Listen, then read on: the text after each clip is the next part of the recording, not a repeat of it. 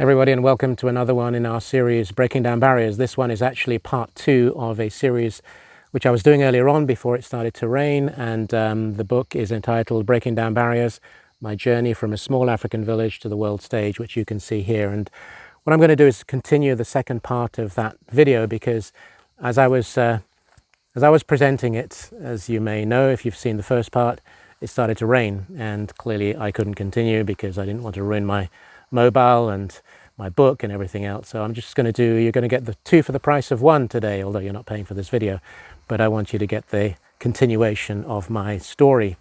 And the story itself was on, well, it's not a story, it was the topic is cultivate a sense of adventure. Cultivate a sense of adventure, which basically means how can you get out of your comfort zone? If you know what comfort zones are, it's basically the place where you are, where you live, where you work, the people you hang out with, people you go to the nightclub with, or the pub, or a restaurant, or whatever, which I'm not saying you should get rid of. Don't get rid of those people. But what I'm saying, that is your comfort zone. They are the environment within which you feel totally safe. Let's put it that way. And safe is good. We all need to feel safe. Don't get me wrong. But what I want to say to you is, if you don't cultivate a sense of adventure, then you're not going to discover some of the most amazing things that exist in our world. And it could be as simple as, for example, this place, which I'm just going to walk around, and you can see behind me, which is in the middle of France, a region called Ardèche, which actually we've never been to, my wife and I, so it's a first discovery for us. And we've been to different places to learn about what is the local culture, what is the local produce. Should we, or can we, or maybe buy any of it? And if we do, what does that create for us in terms of a sense of experience? So when you talk about, or when I talk about cultivate a sense of adventure, what I'm saying is, when you get out there into the world, into other places, you then start to see life through the eyes of those who live there, who work there, and who are part of that environment. And at the same time, which is critically important, you share with them. You share your own life. You share your own experiences. You share your own culture, what you eat, why you do what you do, why you think the way you do, why you behave the way you do, your customs, all the things that you've learnt but you've just taken for granted because that's just part of you, part of your life. But when you get to share, you share in a very different manner. And as I said in the previous video, if you saw it, I've lived in many different countries as a family, worked in different countries, partly on my own, partly with my family, as the case may be. But I just thought, there's just so much to discover. Why would I say no to an opportunity to go abroad? There's no reason. I had a wonderful experience when I was looking for a summer job.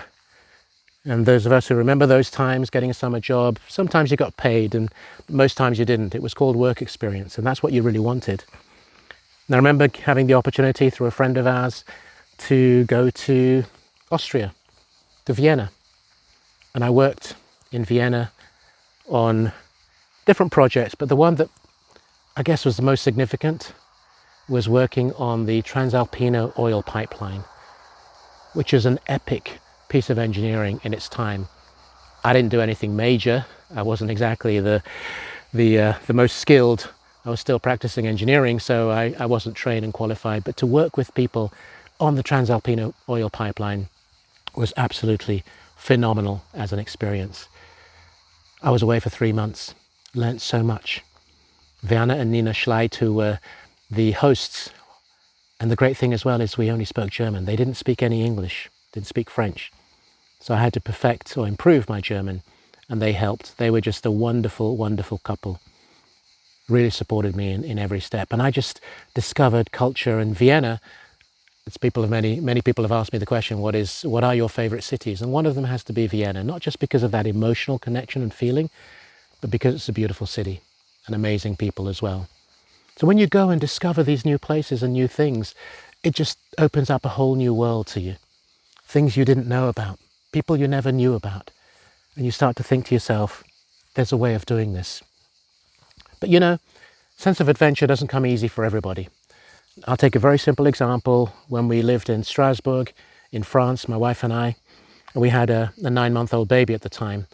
And as an aside, one of the things that for me was just non-negotiable is that they wanted everybody to, the 5 or 6 of us, I think we were 5, to go and work in Strasbourg. That's when I was in the construction industry.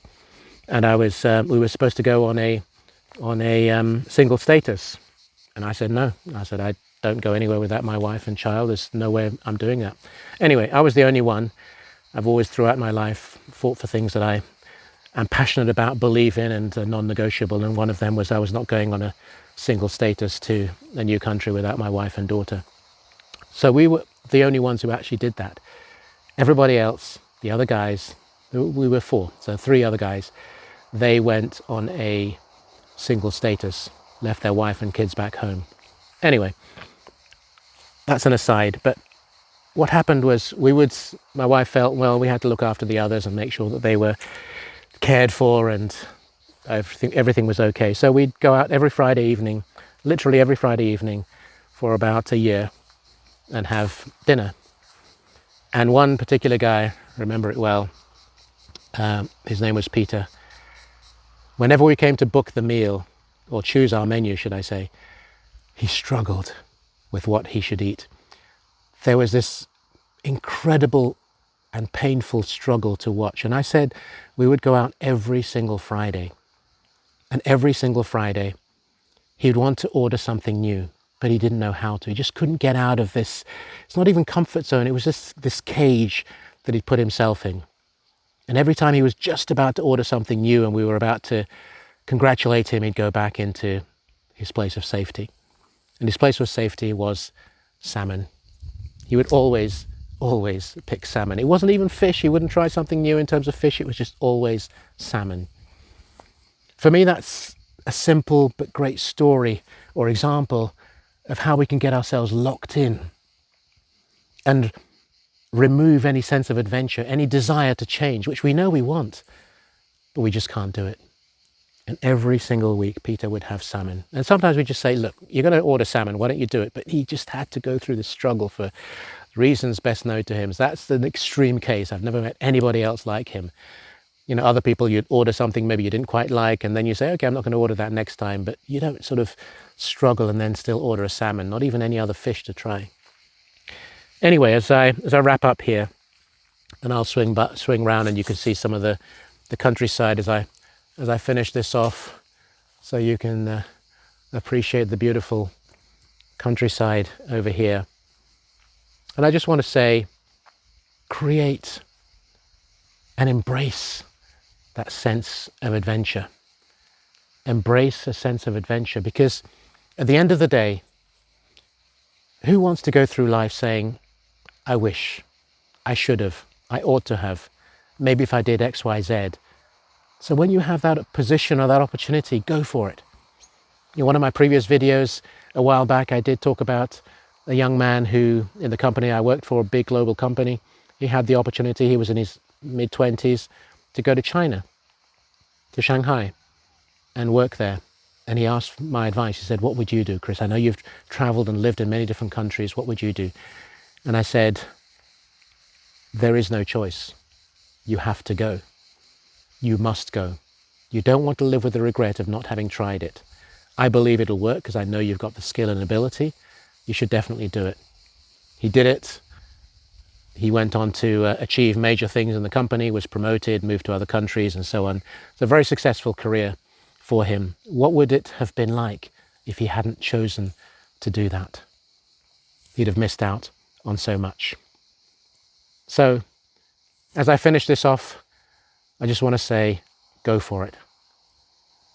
It's a risk, but hey, it's not that big a risk. At the end of the day, there are many other things that are far bigger, far more significant than that. But you don't want to deprive yourself of the ability to say, I tried it, it worked, it made an amazing impact on my life, and I can guarantee you one thing, having seen many different people from all over the globe, different cultures, even if you try it and it doesn't work, it's not a failure, because you've learned something about yourself. You've learned something about the people around you.